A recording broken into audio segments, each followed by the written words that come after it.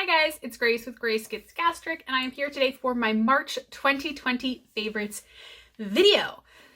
So, this past month has been a wild ride, and yeah, I think that's pretty much all there is to say about that. It has been a whole month, and I won't lie, I've been struggling, and I struggled with this video thinking about 5 food favorites that were not like cookies and ice cream bars, because my eating has not been great. But there are still some items that I've been eating that have been okay. So I'll talk about 5 food related items, 5 non-food related items, and yeah, if you're interested, keep watching.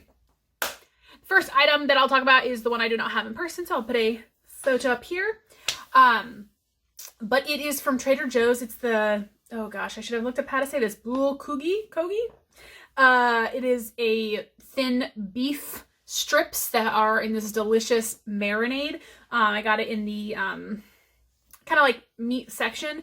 So they have like the raw meat that's pre-marinated, and it was delicious. I got this right after, right at the beginning of the month, kind of when quarantine hit, and I wanted some kind of easy options. I threw this in the freezer and just pulled it out later in the month. I just wanted something that was really quick and easy and ready to go, that had decent stats, that would taste delicious, that I didn't have to worry about.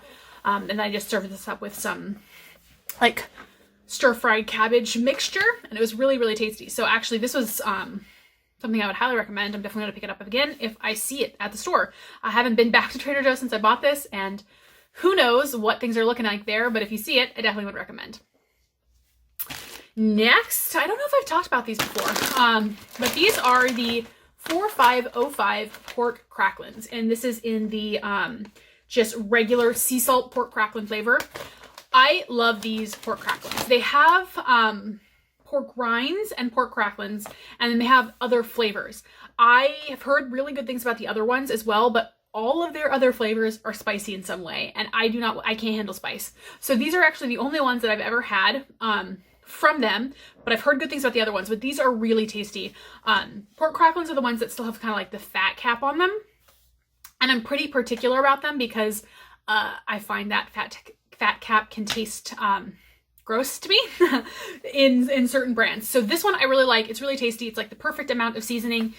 They're great on their own. They're great dipped in cream cheese or dip or something. So this is one of my favorite brands of pork rind or pork cracklin.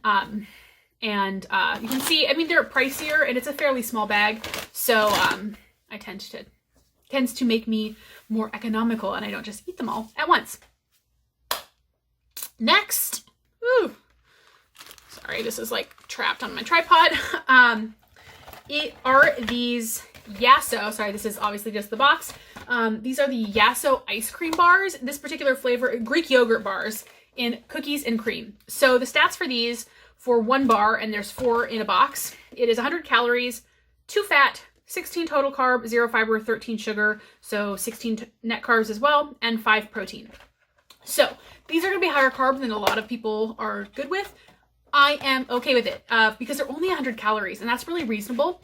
And they taste really good. I think that they taste better than Enlightened or Halo Top type bars, probably because they are higher in carb and a little bit lower in protein, probably similar-ish in protein.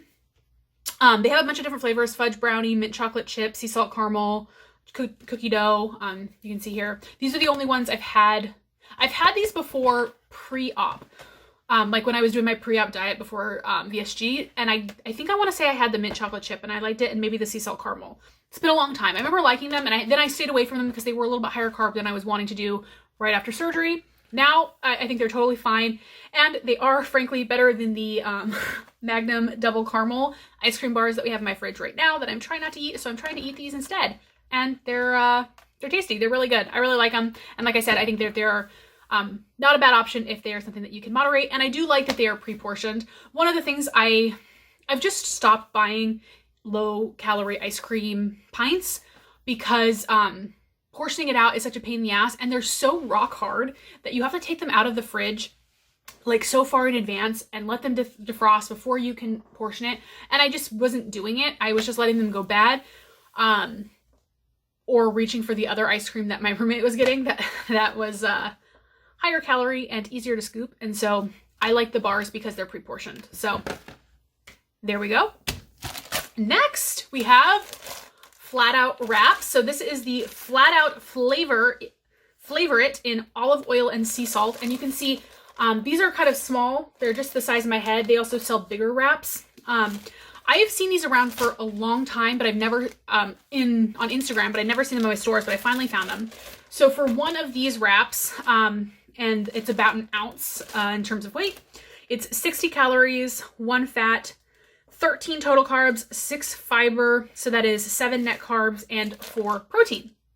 So I really like these. In terms of taste, they're not like the most delicious in the world. There's definitely a slightly healthy taste about them, but they're not bad by any means. I find them nice, and they are nice and malleable, pliable. They're very much a tortilla type texture. I really like, I've been eating them with a, what are those called?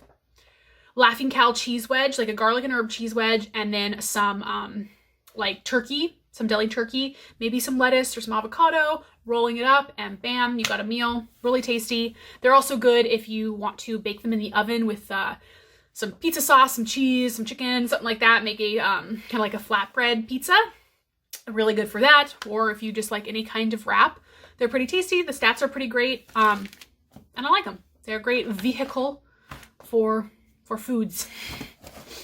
And then the last item, sort of a wild card, we have this Stay Steady Vanilla Almond cereal, basically. So this is a cereal I got on Bariatric Pal for 1 cup or 60 grams. It is 180 calories, 2 fat, 21 carbs, 9 fiber, 2 sugar. So that is 12 net carbs, 21 grams of protein. So pretty solid stats. I thought this was pretty tasty. I had this with some non-fat Fairlife milk, and it tasted very similar to kind of a cornflake granola type mix. There's definitely something kind of again, healthy tasting about it, but so many of those granola type cereals do kind of taste healthy. And, you know, like it definitely wasn't 100%, you know, full fat cereal tasting, but I did think it definitely gave me the cereal vibes that I was in the mood for. And if you are someone who likes cereal or is craving it, this is a pretty good option, I would say. I thought it was pretty tasty, so I'd recommend that. Next, we have non-food items. So first are these beautiful nails that I have done, that I got done, like right before we were quarantined. So once they are done, they're done. These are dip powder nails, which I've never had done before. You can see they look nice and shiny. And I don't know if you can hear, like, and you can see kind of the thickness, right? So they're almost like a mixture between acrylic nails and gel nails, in that like they have the they're not quite as thick as like a gel, or sorry, as an acrylic nail, right? Like you can see it's a little bit thicker than my like regular nail, but it's still not very thick at all. But it is much harder and firmer than just a gel polish, and so it will last a little bit longer. And you can hear it on my counter or on my desk. I really like them. They look really pretty. It was kind of a cool process getting them done. They feel very, like I said, very secure. They look great. Not super happy about the fact, like, I don't know how they're going to wear off. And I've already have one that broke. And this was my fault because I got it caught on something. Anyways, we will see how they continue to wear, but I really like them. So if you, once you were able to get your nails done again, if you're curious about the dip powder, I'd recommend. I really liked it. Next, an item I don't have because it's not sanitary, or it is actually sanitized, but I'm not going to show you, is menstrual cups. So I have made the switch over to menstrual cups, and I'm pretty happy about it. I got a Diva cup a very long time ago, years ago, and it was too much of a chicken to use it. So it sat in my cupboard for years. And then I was like, you know, I think I'm ready to make the plunge. And I got a salt cup. And it's good because honestly, you should have two. because you want to make sure you can sanitize them in between uses, and it takes some time. So, you know, you use one, you switch it out for the other one, and you sanitize. It's definitely a process to get used to. I felt probably by like the third day, I was feeling pretty confident. You can leave them in for like 12 hours, which is really nice. Once it kind of like gets in there, you don't feel it. You don't have to worry about like the waste of, you know, having to throw out tampons. It is nice if you are going to be out all day, like you don't have to have a tampon on you. I definitely would say trying to change out or take out a cup in a public restroom would not be a thing that you could do very comfortably.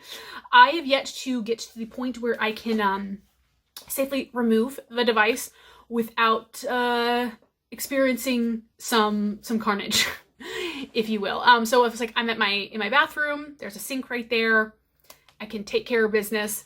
It is definitely, you know, because you have to kind of like break the seal and then like remove the cup, and the cup is quite large around, so there's some, you know, some maneuvering to dislodge it. And the it's not just like water, you know, it's a uterine lining, and there's some clumping, some viscosity, if you will.